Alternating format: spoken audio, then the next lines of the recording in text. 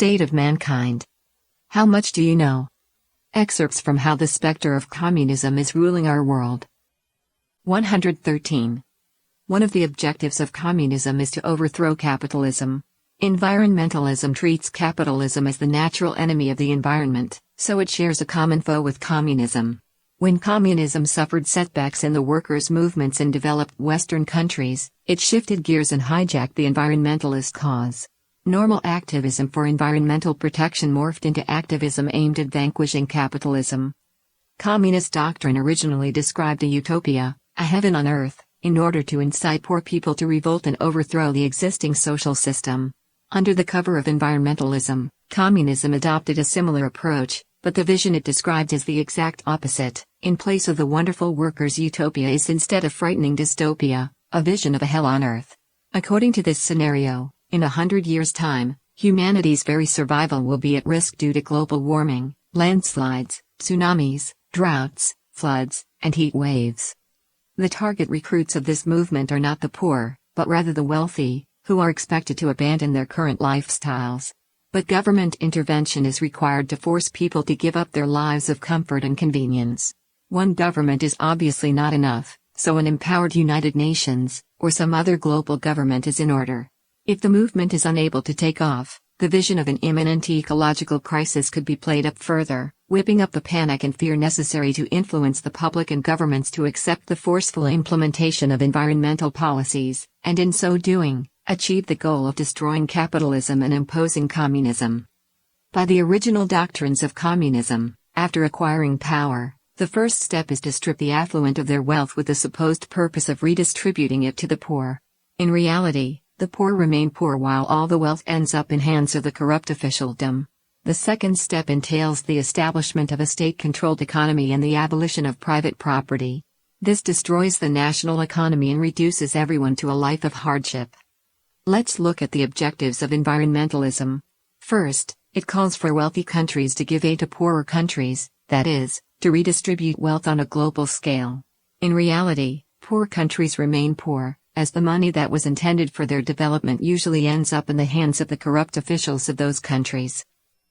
Second, environmentalism advocates expanding government and replacing market mechanisms with command economics, using all sorts of draconian environmental policies to obstruct the normal functioning of capitalism, forcing businesses to close down or relocate overseas, thus tanking the country's economy.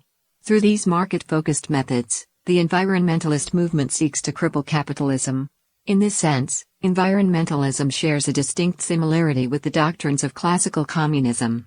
To put it plainly, environmentalism is but communism by another name and would wreak havoc in the world. The focus of environmentalism is to spread the fear of future disaster, and to hold the public and governments hostage to this fear. But among those who actively promote this doomsday panic, many live luxurious lifestyles, using lots of energy and leaving a big carbon footprint. Clearly, they don't think disaster is imminent. In order to make use of a crisis mentality, especially using the common enemy of global warming to unite different forces to oppose capitalism, it has become imperative for environmentalists to emphasize and exaggerate the nature of the alleged crisis. The simplest way is to create a huge, mass fear of using the cheapest sources of energy, that is, fossil fuels, coal, oil, natural gas, and also nuclear energy.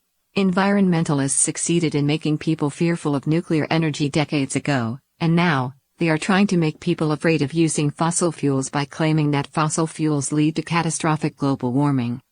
Draconian environmental regulations have become important tools of combating capitalism, especially capitalist economies, and have become known as job killers.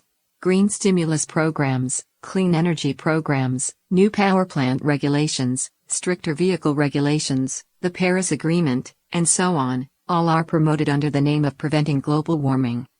However, in reality, climate science hasn't concluded that global warming is caused by human activity, or that global warming will definitely lead to disaster. If natural causes are behind climate change, then all these government policies only serve to impede economic development while bringing no benefit to humanity. Under the influence of environmentalism, people blindly raise the bars of emission standards for cars and ban various substances and chemicals without any scientific basis. This naturally means higher manufacturing costs and less profit, followed by greater unemployment and outsourcing industry to developing countries where costs are lower. Even the supporters of environmental protection have to admit that increasing the fuel efficiency of all cars to 54.5 miles per gallon by 2025 would, at most, cut the magnitude of global warming by 0.02 degrees Celsius by the year 2100. This would do virtually nothing to help reduce global warming. Various restrictions of dubious effectiveness have cost millions of workers their jobs and dealt a heavy blow to the manufacturing industries, research faculties, innovative energy, and international competitiveness in Western countries. Industries that stem from the needs of environmental protection are basically driven by government subsidies and do not follow market demand. To bring products into mass production before making real research breakthroughs is very impractical. These green companies can barely stay in business, let alone stimulate the job market. With globalization, many companies move abroad, causing losses for their countries of origin. Proponents of environmental protection enthusiastically promote green energy and jump-started solar energy and wind power generation. Unfortunately, the pollution that comes with the generation of green energy is either underestimated or simply hidden from view. In the process of producing solar panels, the deadly poison silicon tetrachloride is created as a byproduct. A report by the Washington Post quotes Ren Binyan, a professor at the School of Material Sciences at Hebei Industrial University. The land where you dump or bury it will be infertile. No grass or trees will grow in the place. It is like dynamite, it is poisonous, it is polluting. Human beings can never touch it. The production of solar panels consumes enormous amount of conventional energy, including coal and petroleum. It's fair to say that green energy in such cases leaves the earth not green but polluted. According to the Paris Agreement, by 2025, the developed countries have to provide $100 billion each year to help the developing countries improve their energy structure and industrial technology.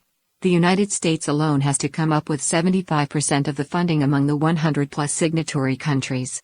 At the same time, by the year 2025, the United States is required to cut its greenhouse gas emissions to between 26 and 28% less than the 2005 levels. This means that every year, the United States should cut 1.6 billion tons of emissions. As for China, the country that has surpassed the United States to become the world's biggest polluter, the Paris Agreement allows it to reach a peak in carbon dioxide emissions by 2030. In a statement on the Paris Climate Accord, President Trump said, "Compliance with the terms of the Paris Accord and the onerous energy restrictions it has placed on the United States could cost America as much as 2.7 million lost jobs by 2025 according to the National Economic Research Associates."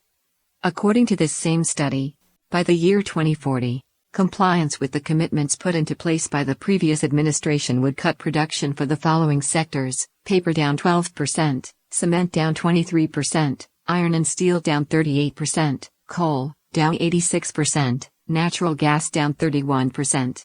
The cost to the economy at this time would be close to $3 trillion in lost GDP and 6.5 million industrial jobs, while households would have $7,000 less income, and in many cases, much worse than that.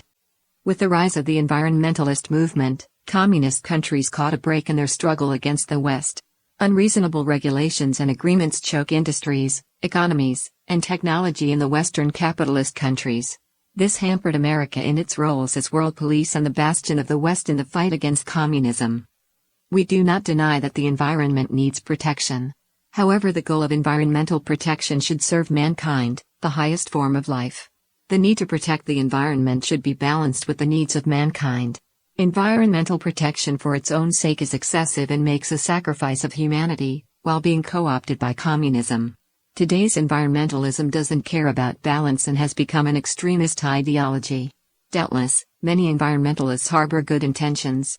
But in their quest to mobilize and concentrate the resources of the state for the sake of their cause, they are aligning themselves with communism. From Chapter 16, The Communism Behind Environmentalism.